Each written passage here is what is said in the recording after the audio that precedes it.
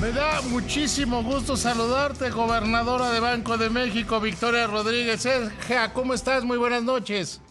Muy buenas noches, querido David. Muchas gracias por recibirnos el día de hoy en tu programa. No, al contrario, gracias a ti.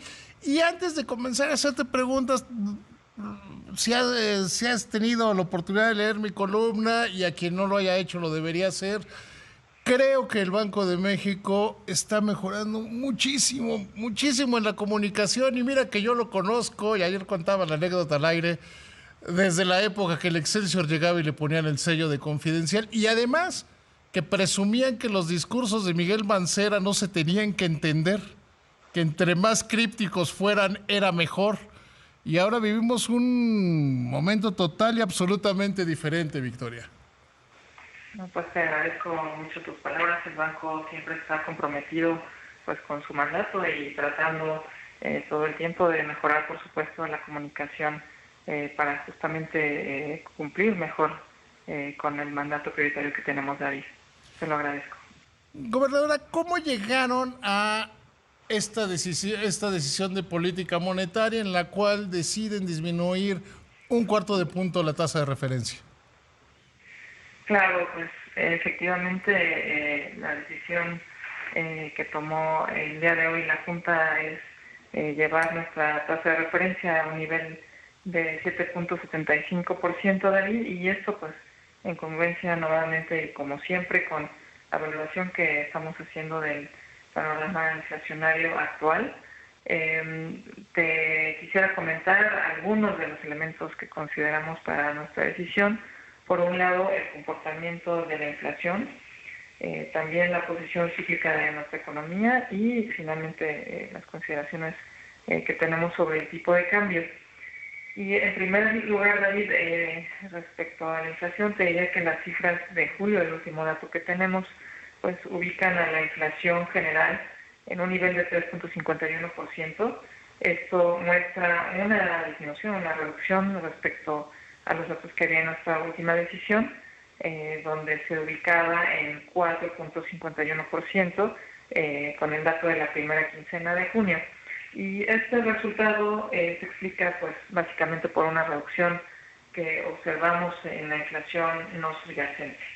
Ahora bien, después del repunte que observamos en lecturas pues, recientes, la inflación subyacente se mantuvo relativamente estable, se sitúa en 4.23% en la última lectura, en el mes de julio, y las mercancías, te diría David, posiblemente se encuentren afectadas por un efecto rezagado de la depreciación del año pasado.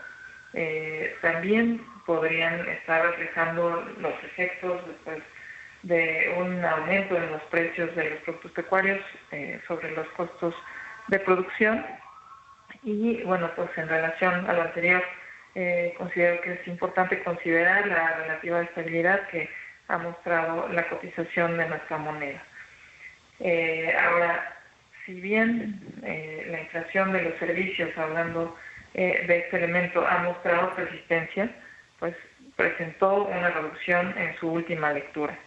Y también la inflación no subyacente, como te decía, tuvo una importante caída en julio, y esto pues refleja una reducción en los precios de las frutas y verduras, pero también una moderación en la inflación de los energéticos. También te diría que los pronósticos para la inflación que presentamos el día de hoy pues incluyen revisiones a la baja para la inflación general en el corto plazo y a la alza para la subyacente. Sin embargo, David, te diría aquí que seguimos previendo que la inflación general converja a la meta del 3% en el tercer trimestre de 2026. Te comentaba, bueno, pues que tenemos distintos elementos que consideramos y, bueno, pues sumaría estos otros dos que te compartía, que consideramos contribuirán a reducir la inflación, en adición a la postura restrictiva que hemos mantenido. Y por un lado, pues tenemos que la economía de nuestro país continúa mostrando condiciones de holgura, Esto pues, ante la debilidad que la actividad ha mostrado durante los trimestres previos, y te diría que esto, pues, a pesar del dato de 0.7% a tasa trimestral que observamos en el segundo trimestre del año, con la publicación del indicador oportuno del PIB que hizo el INEGI.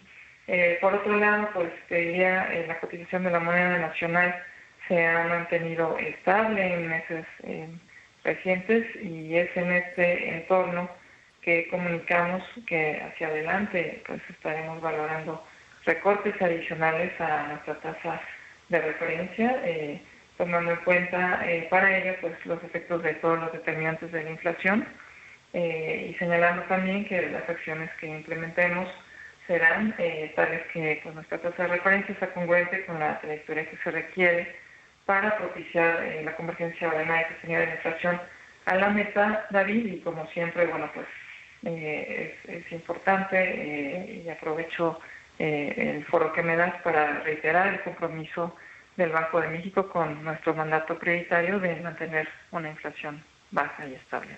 En los últimos días se revivió esta posibilidad o este debate que se ha tenido hace muchísimos años de que el Banco de México tenga un mandato dual. ¿Cómo lo ves tú? ¿Cómo lo ve la Junta de Gobierno del Banco de México de también no solo de tener este mandato principal que mencionabas de combatir la inflación, sino además procurar el crecimiento de la economía, como es, por ejemplo, la Reserva Federal de los Estados Unidos? Bueno, pues aquí, David, primero me gustaría comentarte sobre los distintos costos económicos, sociales que tiene una inflación elevada, los cuales pues se han documentado a lo largo del tiempo, y pues que desafortunadamente distintas economías han padecido, han sufrido en diversos momentos a lo largo de la historia.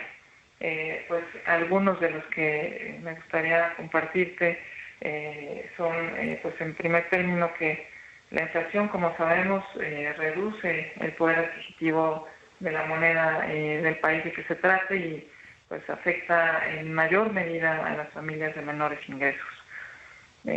Por un lado, o por otra parte, un entorno de alta inflación afecta también las decisiones de largo plazo de los agentes económicos, y esto, pues por supuesto, distorsiona las decisiones que se toman de consumo e inversión.